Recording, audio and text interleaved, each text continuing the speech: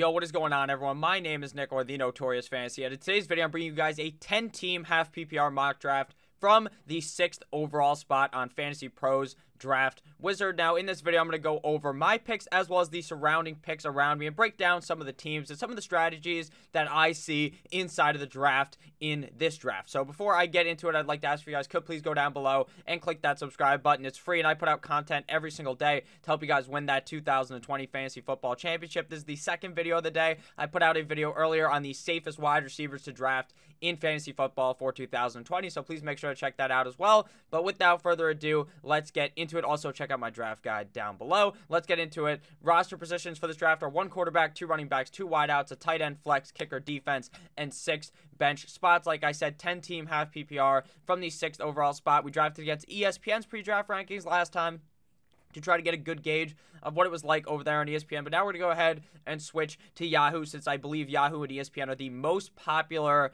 type of websites for fantasy football. I personally like NFL the best out of those, but ESPN and Yahoo seem to heavily dominate the market when it comes to people sending me their rosters. Typically, it's on ESPN or Yahoo. So let's get into it here on Fantasy Pros. So the first pick of the draft was Christian McCaffrey, followed by Saquon Barkley, Ezekiel Elliott, Alvin Kamara, and Derrick Henry. So right here at the 6th pick is where you would typically, the 4, 5, 6 range is where you would typically see Michael Thomas go, but he is not going to come off the board here to me because it's a 10-team league. I want to make sure that I load up on the running backs because the wide receivers are even more deep in this kind of a league. Since the wide receiver position is already so deep, I just feel like loading up on the running backs is the best strategy in any kind of size of league. Now, in a 10-team league, I'm more likely to take a tight end in like the 2nd or 3rd round due to the fact that the positional value is just much stronger there, since everyone's team is going to be locked and loaded like a super fire squad there. Every team's going to look very good, but if you have the positional advantage at tight end, that could be what wins you any given week. So here we are going to go running back, though, and to me, it is pretty simple here what we are going to do. I prefer Joe Mixon. He is my running back 5 in drafts. I have it ranked. It is Mr. Christian McCaffrey, Saquon Barkley, and then Zeke, Kamara, and then Joe Mixon, and then Derrick Henry. I really think that Joe Mixon is going to have a great season in 2020. Really have that year where we think I thought Joe Mixon was going to do it last year, and he did down the stretch, but he didn't have that full, complete year of dominance that I thought he could have. This season, I project that it will be that full year of dominance. He looked very good down the stretch last season. Coaches are saying that he's going to be getting more pass-catching work, which is going to elevate his PPR and half PPR point total. So I think Joe Mixon is going to be a force to be reckoned with here. And at the 6th pick of the 1st round, I will happily select my main man, Joe Mixon here. Now, we are in the middle of the draft, which is not a spot that I love, but I like it much better than the first couple of picks of the draft, since I feel like the running back core really falls off around the back end of the 2nd and the start of the 3rd round. Now, this is a 10-team league, so it does kind of stay around slightly longer for you, but personally, in like a 10 or in like a 12-team league, I like to pick towards the back end of the draft. Same thing goes with a 10-team league, 14-team league, any kind of league, because I like to get those nice turn picks. So after we went Joe Mixon, Michael Thomas came off the board, followed by Devontae Adams, Tyreek the Freak Hill, Dalvin Cook, CH, Julio Jones, DeAndre Hopkins, and Nicholas Chubb. So 2 teams at the beginning of the draft went with 2 wide receivers in a row. Another team went with 2 running backs in a row, which is something that I am very prone to do if I am on the turn, since I just believe the running back position is so important in fantasy football. So now it is our turn to draft our 2nd pick at wide receiver. Chris Godwin, Kenny Golladay, Allen Robinson, Mike Evans, DJ Moore, all still available. So all a bunch of guys that in Adam Thielen, Robert Woods, Calvin Ridley, Cooper Kupp, all guys that I believe could be top 15 wide receivers,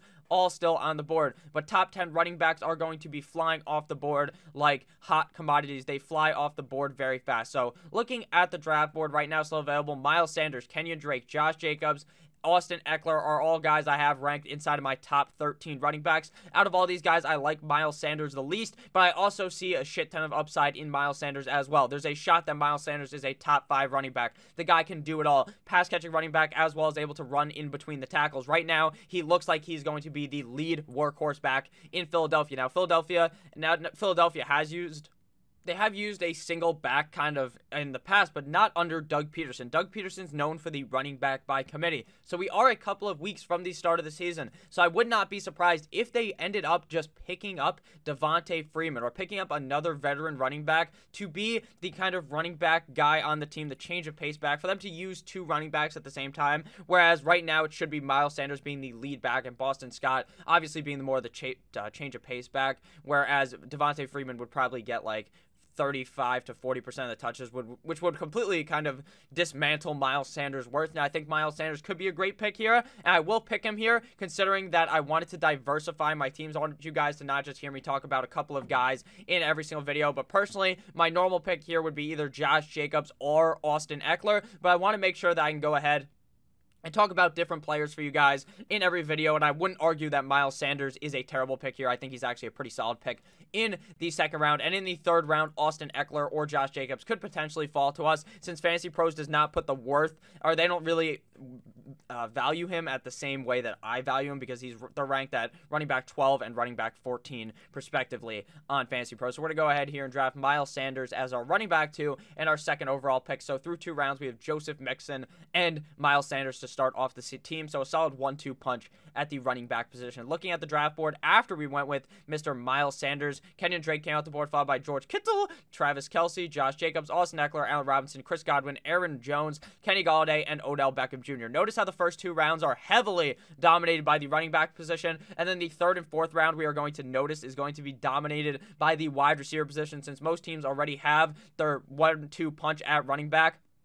If not, they have just one and they feel confident enough to wait until maybe the third and fourth round to pick up just one other guy. So a lot of wide receivers are going to be flying off the board here, since the value at the position is very high. Since in years past, a lot of wide receivers would go in the first and second round, whereas now it is really dominated by the running back position. We noticed George Kittle and Travis Kelce come off the board at the 207 and 208. So don't be surprised when Patrick Mahomes as well as Lamar Jackson come off the board in the second or third round in most drafts. So no picks really out of the ordinary. All these picks are pretty normal. I don't understand how any numbskull could pick Odell Beckham Jr. over guys like Mike Evans, DJ Moore, all still available. But hey, that's just me. I just really am not on the Odell Beckham Jr. train this year, since I think they're just going to be so run heavy.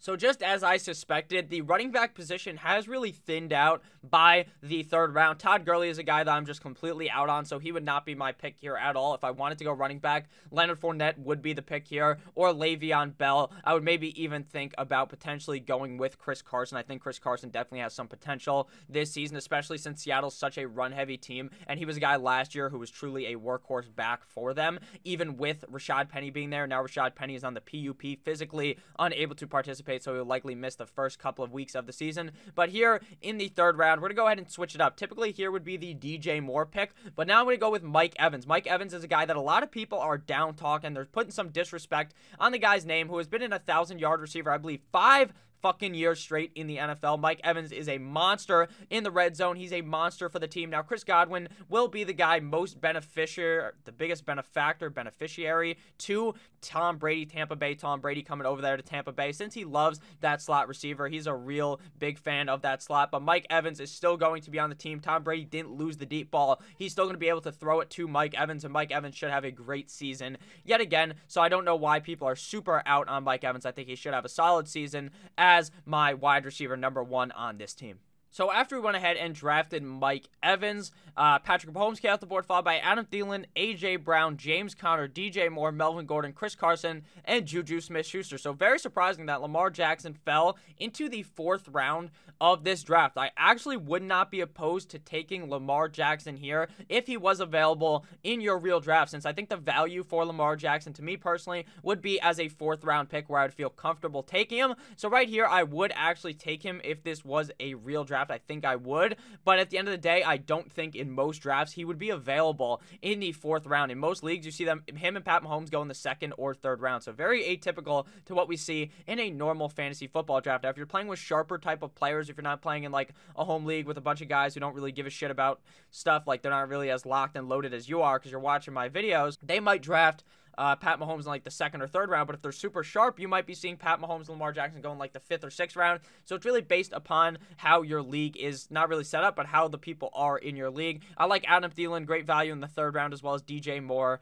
in the 4th round. So we are not going to end up going quarterback here. Even though I think I would do it in a real league, I would still think about it, since I feel like you can find a nice quarterback later in a 10-team league, whereas I think right here you're losing value on running back or wide receiver in the 4th round.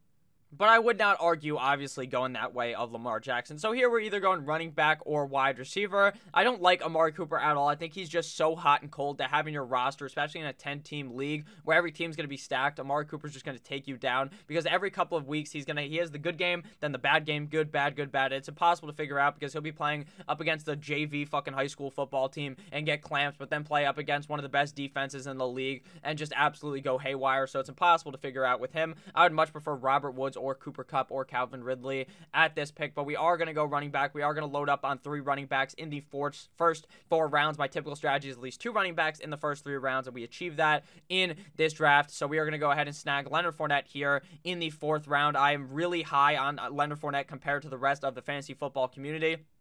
Everyone's really talking him down. The guy had 100 targets last year. He only scored 3 touchdowns. I think the target total will go down due to the fact that they brought in Chris Thompson, but I still think that the touchdowns are going to go up, and he's going to be a guy that's getting fed the ball in Jacksonville. I believe that Leonard Fournette is going to have a great season in 2020. After Fournette, we see Lamar Jackson come off the board, so right after our pick, he went off the board, so you had to kind of expect that. I didn't expect him to fall into the 5th round after that. Todd Gurley, Mark Andrews, then a wide receiver run of Amari Cooper, Cooper Kupp, Calvin Ridley, Terry McLaurin, Tyler Lockett, Cortland Sutton, and Jonathan Taylor. Jonathan Taylor is one of those running backs that I'm very high in the 4th or 5th round on. I think he has a whole shit ton of potential. Now, it is going to take a couple of weeks into the season for him to become the main back there, but I think he will eventually become that main back and be getting a whole lot of touches there. Tyler Lockett's a very safe pick inside of the 5th round. I'm not all aboard the Cortland Sutton train, but I'm starting to warm up more on Cortland Sutton potentially being a wide receiver too, just because the fact that I think there's just a lot of wide receivers in that offense, and I don't think Drew Lock is necessarily the greatest thing since sliced bread. So a wide receiver, this is a simple pick here. Very simpleton pick at tight end. No guys really available that I really want to target here. In the 5th round, I'd much rather wait till later than draft Zach Ertz here. So I'm just going to go ahead and snag my wide receiver 2 here in Robert Woods. Bobby Trees is a guy I talked about in the early video today. I believe he's super safe. Once the Rams committed to a 2 tight end set, we saw Robert Woods just have absolute monster games down the stretch, and I believe we are going to see that all season long, since I think Sean McVay is going to use the 2 tight end set all season long. So Robert Woods is going to be my pick here in the 5th round. I think he's a super safe pick here with a bunch of upside as potentially being a top 10 guy that you're drafting as like the wide receiver 17 off the board. So Robert Woods is going to be my pick here. So before we get into our 6th round selection, I'd like to give you guys a word from my sponsor, Manscaped. Fantasy football draft season is upon us, and due to quarantine, it's very possible that you might have Zeke's haircut down there in your pants. That's why our partners at Manscaped have partnered with us to make sure you don't gamble on shaving your balls the same way you are going to be gambling on football this season. When it comes to men's hygiene, Manscaped is as safe as drafting Christian McCaffrey in a PPR league. Now, I understand that shaving your balls is not the most fun topic to have. You might end up going down there and just completely nicking that shit, and it looks like a murder scene in your bathroom. You don't want to be having that. That's why the lawnmower offers skin-safe technology to make sure that you are safe when you are shaving your balls. So make sure to use code Notorious on manscaped.com for 20% off. Make sure you use it. It is a great product. And now back to past Nick in the video. And we are back. After you guys listen to that nice, beautiful ad, shout out to Manscaped. Mark Ingram came off the board, followed by Raheem Mostert, DeAndre Swift, Zach Ertz, DK Metcalf, Dak Prescott, Russell Wilson, and DJ Chark. So it is very weird to try to figure out when the quarterbacks are going to come off the board, because after Pat Mahomes and Lamar Jackson, sometimes there's like a 3-round lull before Dak or Russell, whoever the 3rd quarterback's going to be off the board. This time it was very fast. Dak Prescott just about a round later, and then Russell Wilson. So after this, you're going to see probably a bunch of quarterbacks go around the 6th and 7th round. I would suspect at least like 4 more come off the board in the next couple couple of rounds, but we are not going to hop on that train. We're going to continue to build our depth at running back and wide receiver, the skill positions, because that's how you win in fantasy football. So here, I feel like we already have a bunch of safe picks at the position, so I don't really want to go Le'Veon Bell here in the 6th round. I'd much rather take much more of a risky kind of pick that I think could pay off, and that would be David Montgomery or David Johnson. I think David Johnson's the most risky out of the bunch, but could potentially come off and rattle off a top 12 season. So it's really about how risky you personally are as a fantasy football player. If you're willing to risk it for the biscuit, I'd go David Johnson, hoping that he could potentially be that top 12 guy just getting force-fed the ball in Houston. My pick here normally would either be Le'Veon Bell or David Montgomery, but I feel very safe with Sanders, with Mixon, and with Fournette. So I think that I would go David Johnson here, but with the back of my head thinking that Miles Sanders might just fuck him over and pick up some other guy, I'm going to go ahead and go more safe here and go with Le'Veon Bell, running back of the New York Football Jets. Now, he absolutely bent people over and did them dirty last year. He went 12 inches straight through your ass and hit you straight in the brain with his cock. He just fucked you over big time, but it's okay because you drafted him in the 1st round. Now you're getting him in the 6th round. You understand the risk based upon the fact that Adam Gase is a garbage-ass coach, but at the end of the day, I think Le'Veon Bell is going to be able to overcome that, so I'm going to go ahead and pick him here in the 6th round. I think that's a steal at that ADP, at least to me. So after Le'Veon Bell came off the board, after our pick of Le'Veon Bell, Keenan Allen came off the board, followed by Devontae Parker, T.Y. Hilton, Kyler Murray, Tyler Higbee, Deshaun Watson, Michael Gallup, Josh Allen, Matt Ryan, and Stephon Diggs. So just as suspected, 4 quarterbacks came off the board after Russell Wilson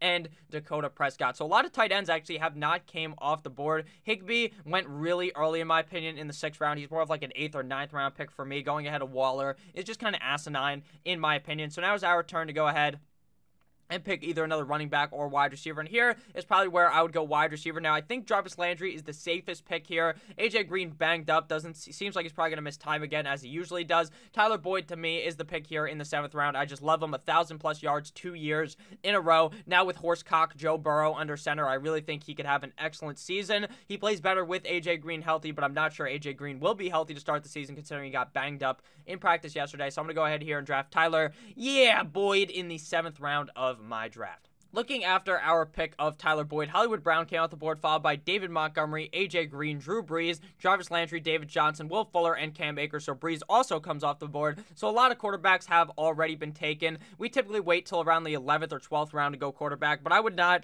oppose you going quarterback in any round of the draft, aside from the first 2 or 3 rounds of the draft. Cam Akers, a solid value in the 8th round, could emerge as that running back 1 in Los Angeles. David Johnson in the 8th round, great value. Same with David Montgomery in the 7th round. AJ Green is just a god-awful pick since the guy just always misses time. Hollywood Brown is a solid upside pick here late in the draft, and Jarvis Landry, obviously a very safe pick, considering he just gets fed the ball, and it seems like he's going to be good to go for week number 1. Now, the Fool's Gold pick here in the 8th round, since he's still here, is Devin Singletary of the Buffalo Bills.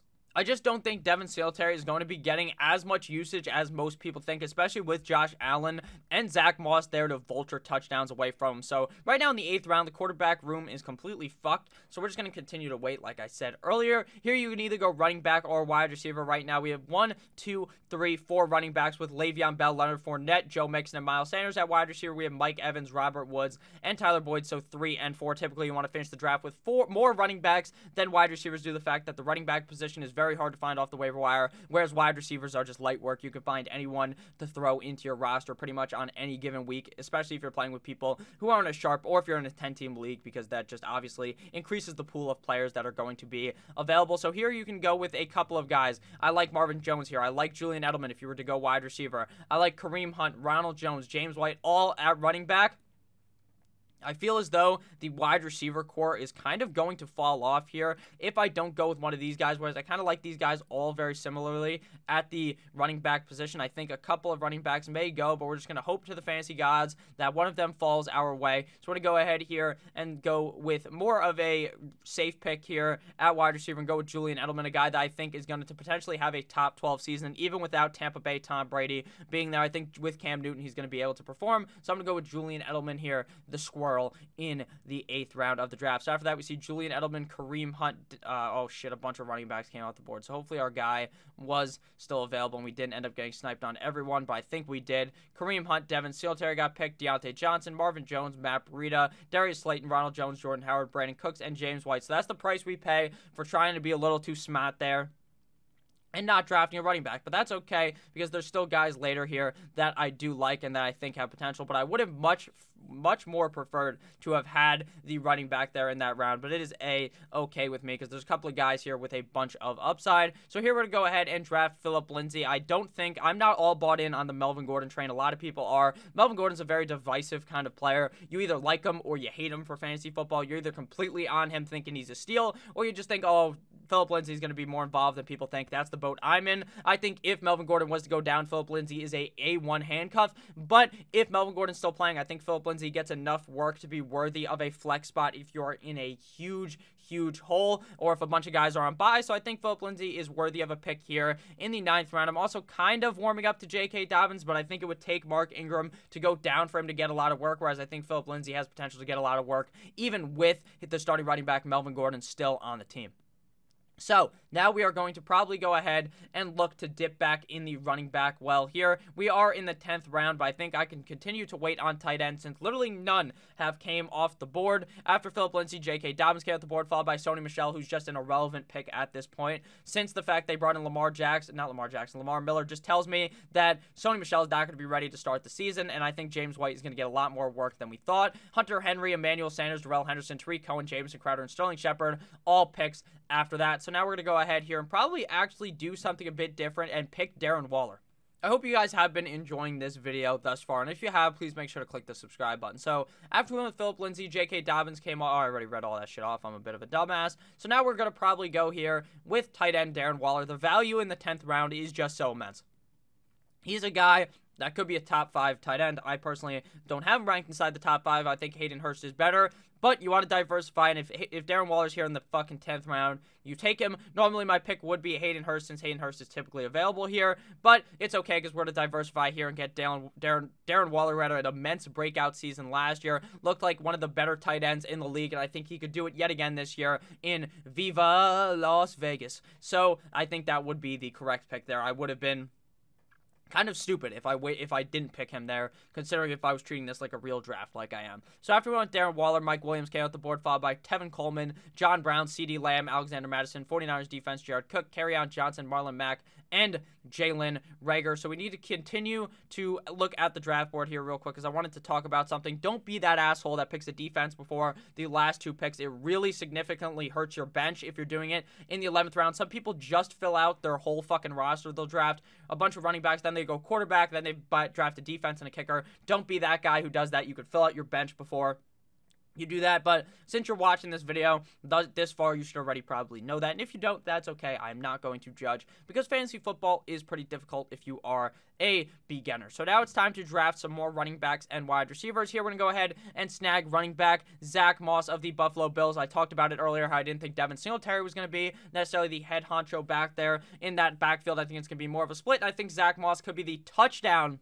I think that if Devin Singletary was to go down, Zach Moss would also be an excellent handcuff. So here I'm going to go ahead and draft Zach Moss with the upside that he could potentially be seeing more touches than we thought that he may, or that some may think that he could, because of how good Devin Singletary looked last year. But I don't feel like the team is committed to really just having a workhorse back be Devin Singletary. So looking at the draft board, after we went with Zach Moss, Anthony Miller came off the board, followed by Mecole Hardman, Duke Johnson, Steelers defense, and then, sorry guys, I'm just refixing my camera so you guys can see the board better. Anthony Miller, Mecole Hardman, Duke Johnson, Steelers defense, Christian Kirk, Evan Ingram, Hayden Hurst, and Rob Gronkowski. So a nice tight end run late in the draft, something that's going to be very typical of a lot of teams wait on the tight end position. Some people draft 2 quarterbacks, 2 tight ends. You only need 1 quarterback and 2 tight ends. But speaking of quarterback, we need to make sure we draft one before someone drafts 2. In some leagues, that will happen. Tom Brady here in the 12th round is just amazing value. TB12 in the 12th round. people are just going to keep dismissing this guy because he's so fucking old. And even I make jokes about the fact that he's an old man and shit, but the TB12 method does work. This guy has the body of a fucking 27-year-old, and the guy's like 90 years old at this point. I think Tom Brady's going to have an excellent year in Tampa Bay, and now we have the connection of TB12 and Mike Evans on our team. I don't necessarily try to stack players, quarterback and wide receiver, but if it happens, it's obviously that nice elevation to your team, because if both guys are going off, your team instantly wins that week, since the point total is just going to be so high from the quarterback and wide receiver output. After we went Tom Brady, Mike Gesicki came off the board, followed by the Ravens defense, Deebo Samuel, Antonio Gibson, Golden Tate, Latavius Murray, AP, Tony Pollard, Henry Ruggs, and Jonnu Smith. Reports came out that Henry Ruggs was going to be the slot wide receiver, and this guy just is skyrocketing up the boards, going from a guy that was really undrafted to being a guy drafted in like the 13th or 12th round. Not too sure I'm buying in on that, but hey, that is just the news. That's why he's moving up here. So now we're going to go ahead here and probably snag another wide receiver to close out our roster, and then go with defense and kicker. So here we already have Julian Edelman, so I'm not going to draft N'Keal Harry here, even though he would be the normal pick. And we're going to go with a bit of a different pick here. Go with the guy that I haven't picked much, and that's going to be Justin Jefferson. Now, I think it's going to take a decent amount of time for Jefferson to become the starter of the minute, not the starter, but to be like really well developed with Mr. Kirk Cousins, Mr. You like that over there in Minnesota, but I like to diversify with this last pick, and I'll pick someone that I feel like has some high upside. You could also go with Jerry Jeudy here or Preston Williams. I think I'm actually going to go with Jeudy here, though. Even though there are too many cooks in the kitchen, it's like we're going to go with Justin Jefferson. I think he could evolve to be a great wide receiver, too, in Minnesota, considering he was very good at LSU with Mr. Horsecock Joe Burrow. So to recap, after we went Jefferson, Keyshawn Vaughn came out the board, followed by Jamal Williams, Boston Scott, Darius Geis, don't pick him, he's literally not going to play this year, Matthew Stafford, Bills defense, Bears defense, Justin Tucker the fucker. Now we got to go kicker and defense. First, we're going to go with our kicker and snag Mr. Harrison Butker the fucker of the Kansas City Chiefs. For kickers, I'm going to make a kicker rankings video probably in the next couple of weeks where we just talk about who you want to be drafting at the kicker position. It's not really all that important, but hey, I'll make a video on it so that you guys know who to draft. And then now we're going to have to go ahead and draft a defense. So you want to draft a defense playing a shitty offense week 1, or an offense you believe is going to struggle. And that offense that I believe is going to struggle week 1 is the Cincinnati Bengals under Joe Burrow. I think it's perfectly fine to start Tyler Boyd against your defense, or to start maybe Joe Mixon against your defense. It could be A-okay there. But I just think that Joe Burrow is going to maybe make a couple of mistakes. And with the Chargers defense being as good as it is, I believe that the Chargers are a steal here in the last round. But if you want to make sure that you're drafting a defense that you want to start the whole season, I would go away from the Chargers, but I like to go ahead and stream defense every single week. I make videos every single week of which defenses you want to be picking up to start on your roster. So we got an A-. Great work, boys. We got, and girls, because there's probably some girls watching here.